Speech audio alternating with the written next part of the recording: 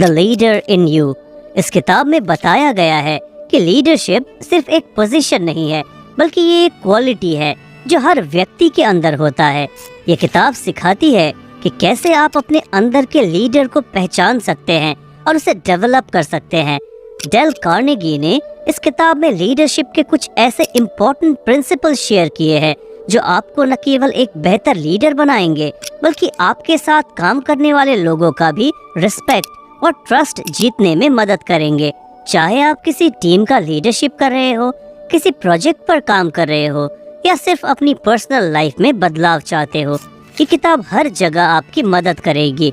इस किताब में आप सीखेंगे कि कैसे आप इफेक्टिव कम्युनिकेशन के जरिए लोगों के दिलों में जगह बना सकते हैं, कैसे आप टीम वर्क को बढ़ावा दे सकते हैं और दूसरों को इंस्पायर करके उनके बेस्ट परफॉर्मेंस को बाहर ला सकते हैं। ये किताब आपको समझाएगी कि एक सच्चा लीडर बनने के लिए सिर्फ डायरेक्शन देना ही नहीं, बल्कि दूसरों की बात सुनना, समझना और उन्हें आगे बढ़ने में मदद करना भी उतना ही जरूरी है।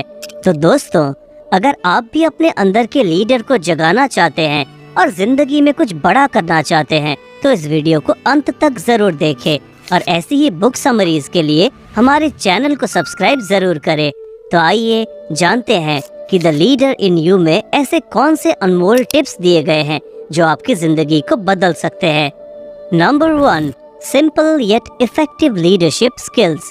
सरल लेकिन प्रभावी लीडरशिप क्वालिटीज। जब हम किसी भी लीडर के बारे में सोचते हैं तो हमारे दिमाग में अक्सर पॉलिटिकल लीडर, किसी बड़े इन्फ्लुएंसर या आर्मी चीफ, इन सब की याद आती है। कुछ लोग शायद जवाहरलाल नेहरू की याद करते हैं तो कुछ गांधी जी की। ये सच है कि टॉप लीडरशिप पोजीशंस पर लोगों का रोल बहुत ही ज्यादा इम्पोर्टेंट हो जाता है, लेकिन बात यह है कि लीडरशिप जीवन के हर पहलू में आवश्यक है, चाहे आप किसी भी पद पर हो। लीडरशिप बस किसी हाई रैंक पर बने रहने के बारे में नहीं है, ये आपके जिंदगी के हर एक पहलू में बहुत ज्यादा काम आता है, चाहे वो आपका पर्सनल लाइफ हो या फिर प्रोफेशनल लाइफ हो। तो फिर ऐसे कौन कौन से क्वालिटीज है जो कि आपको एक अच्छा लीडर बना सकता है? इसका आंसर देने के लिए मैं आपको अपने एक दोस्त दीपक के बारे में कहानी सुनाना चाहूँगा। अपने बिजनेस सर्कल में दीपक को एक लीडर के रूप में बहुत सम्मान दिया जाता है। यह रिस्पेक्ट उसके पोस्ट के लिए नहीं, बल्कि 2 सिंपल लेकिन बहुत ही इफेक्टिव क्वालिटीज के कारण है। सबसे पहला, वो हमेशा टाइम को स्ट्रिक्टली फॉलो करता है, चाहे वो कोई मीटिंग हो, कोई सेमिनार हो या कोई भी फंक्शन हो। दीपक की समय की पाबंदी लाजवाब है। दूसरा क्वालिटी है कि वो सभी के साथ बहुत ही रिस्पेक्ट से पेश आता है, चाहे उनकी उम्र या स्थिति कुछ भी हो। ये क्वालिटी शायद आपको बहुत ही बेसिक सी लग सकती है, लेकिन इनसे उसे बहुत रिस्पेक्ट मिला है और कई लोगों की नजर में वो एक नेचुरल लीडर बन गया। सच तो ये है कि लीडरशिप के लिए कोई एक ही फॉर्मूला नहीं है। ये आपके अंदर की क्वालिटी को पहचानने और दूसरों को इंस्पायर करने और उनको आगे बढ़ने में मोटिवेट करने के बारे में है।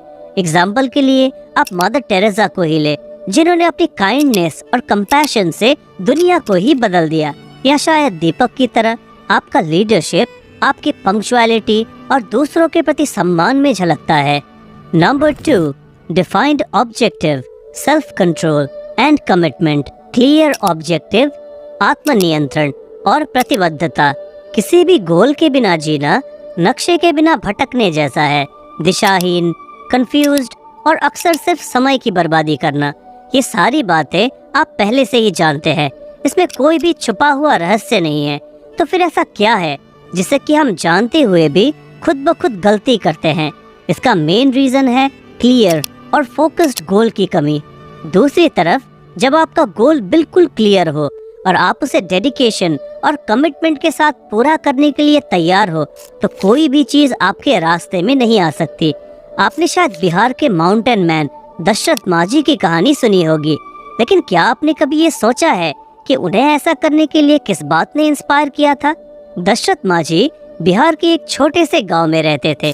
उस गांव और उसके नजदीक के शहर के बीच एक बड़ा सा पहाड़ था। शहर तक पहुंचने के लिए गांव के लोगों को इस पहाड़ पर चढ़ना पड़ता था, एक ऐसी यात्रा जिसपे घंटों लगते थे।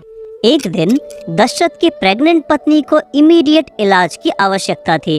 कोई वाहन या संसाधन न होने के कारण दशरथ को पहाड़ पर चढ़ना पड़ा और अपने प्रयासों के बावजूद वो अपनी पत्नी को बचा नहीं सका। उस दुखद दिन ने उसके लिए सब कुछ बदल दिया। दिल टूटा हुआ था, लेकिन फिर भी फर्म डिटर्मिनेशन के साथ उसने एक निर्णय लिया। उसने सोचा कि वो पहाड़ के बीच से एक रास्ता बनाएगा ताकि किसी और की जिंदगी में वैसा न हो जैसा उसके साथ हुआ। बस एक हथौड़ा और एक छेनी लेकर उसने अपना असंभव सा लगने वाला काम शुरू किया। गांव वालों ने उसका मजाक उड़ाया, उसे पागल कहा कि वो जो करना चाहता था वो असंभव से परे है। लेकिन दशरथ का लक्ष्य स्पष्ट था। उसका रीजन बहुत पावरफुल था। वो नहीं चाहता था कि उस पहाड़ की वजह से कोई और अपने प्रियजन को खो दे। दिन महीनों में बदल गए और महीने सालों में। हर एक दिन दशरथ ने बिना एक भी ब्रेक लिए अनुशासन और दृढ़ संकल्प के साथ अथक परिश्रम किया। धीरे धीरे लोगों ने उसकी अडिग भावना को नोटिस करना शुरू कर दिया और उसका समर्थन करना शुरू कर दिया।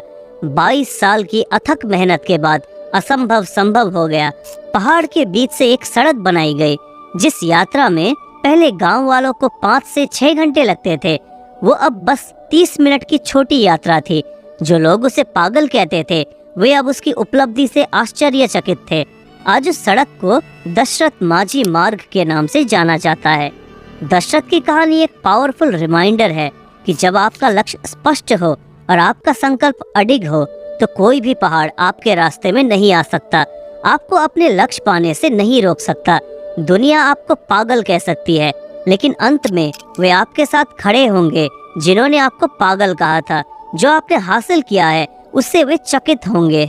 Number 3, clear and impactful communication skill. स्पष्ट और प्रभावशाली कम्युनिकेशन स्किल्स। दोस्तों, जब हम लीडरशिप के बारे में सोचते हैं तो हमारे दिमाग में कई मिथक घूमने लगते हैं। सबसे बड़ी गलतफहमियों में से एक ये है कि हम शायद सोचते हैं कि एक शक्तिशाली लीडर वो होता है जो जोर जोर से बोलता है और ध्यान आकर्षित करता है। लेकिन सच्चाई ये है, अपनी आवाज ऊंचा करने से या डर का इस्तेमाल करने से हो सकता है कि एक टेम्पररी रिजल्ट मिल सकता है, लेकिन इससे कोई परमानेंट इम्प्रेशन या विश्वास नहीं बनता। असल में एक सच्चा लीडर बनने के लिए आपको कम्युनिकेशन के 3 पिलर्स पर फोकस करना पड़ेगा। और ये 3 पिलर्स है, आपकी बातों में क्लैरिटी रखे, एक एक्टिव लिसनर बने और लोगों में अपना विश्वास बनाए। इन पर ध्यान दे और आप कुछ ही समय में वास्तव में प्रभावशाली लीडर बनने की राह पर होंगे। चलिए अब इन 3 पॉइंट्स के बारे में थोड़े डिटेल में जानते हैं। Step 1, learn the art of speaking.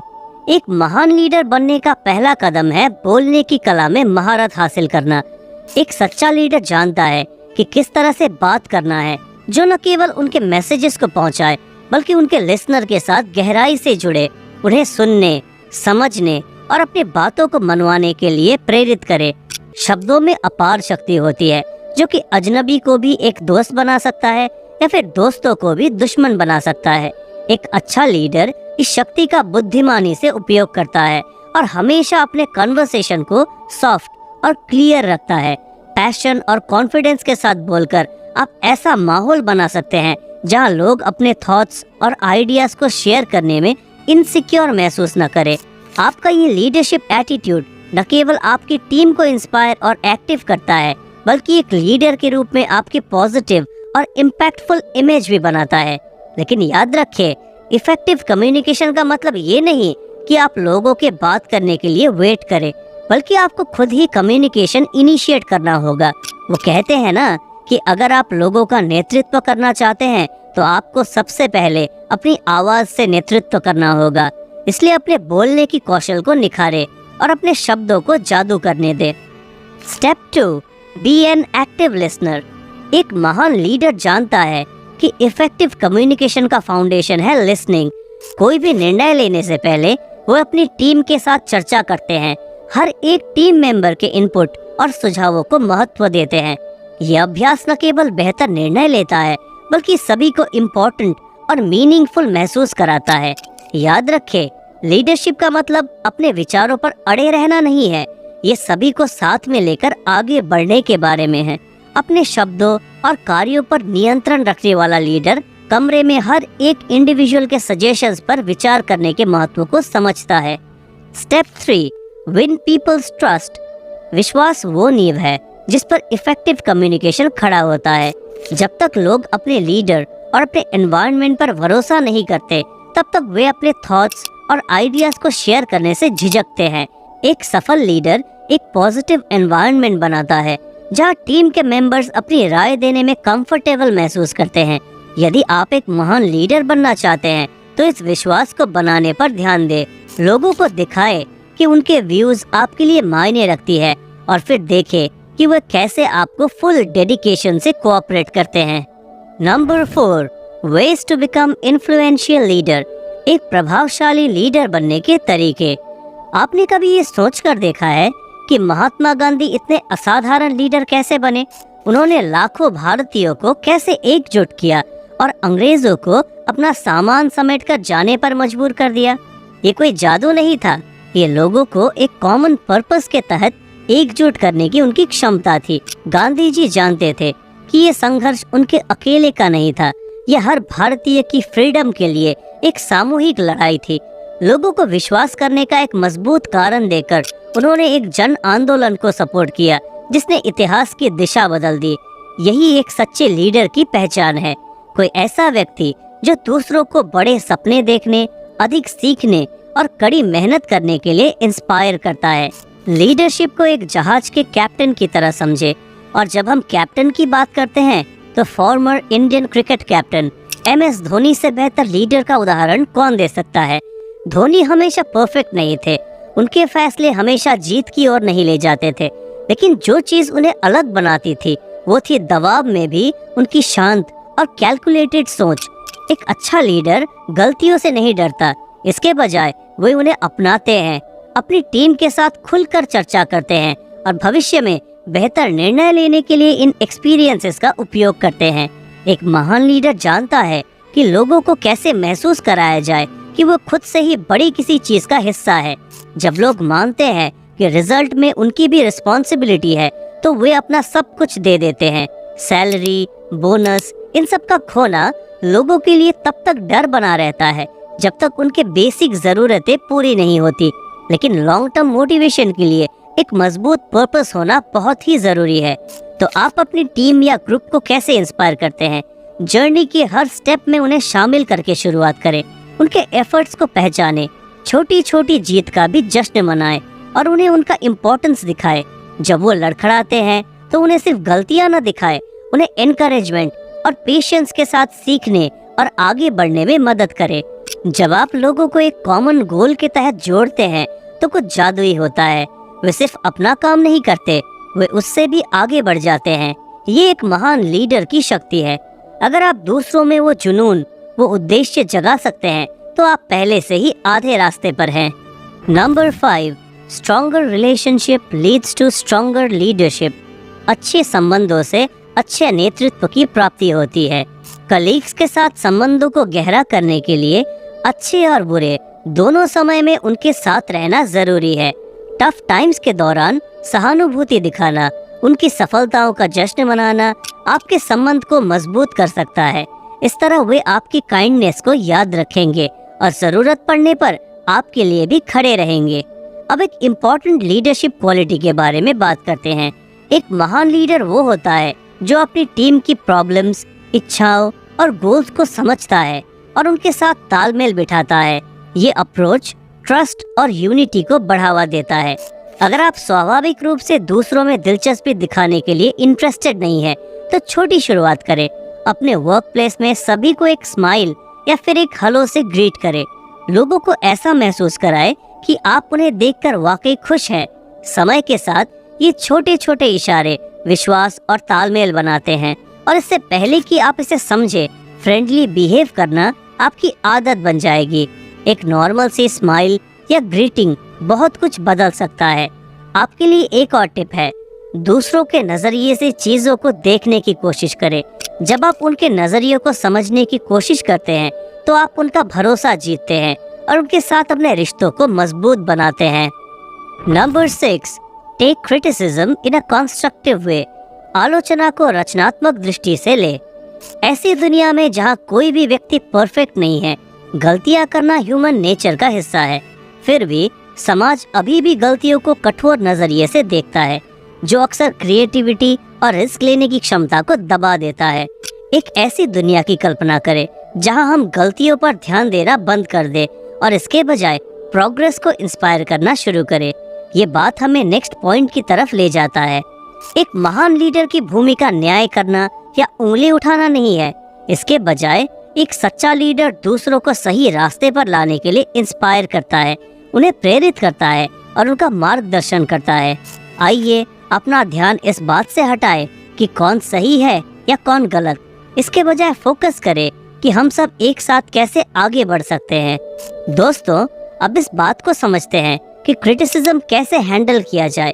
ये जितना आप सोच सकते हैं उससे कहीं ज्यादा आसान है। पहला कदम है अपनी गलतियों को स्वीकार करें।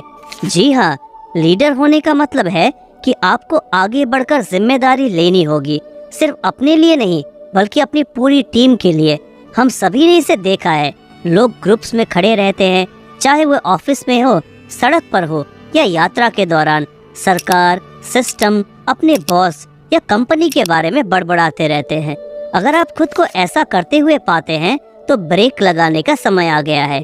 सच्चे लीडर उंगली उठाने में समय बर्बाद नहीं करते, इसके बजाय वो जानते हैं कि ऐसा फीडबैक कैसे दिया जाए जो वास्तव में हेल्पफुल हो, न कि चोट पहुंचाने वाला हो।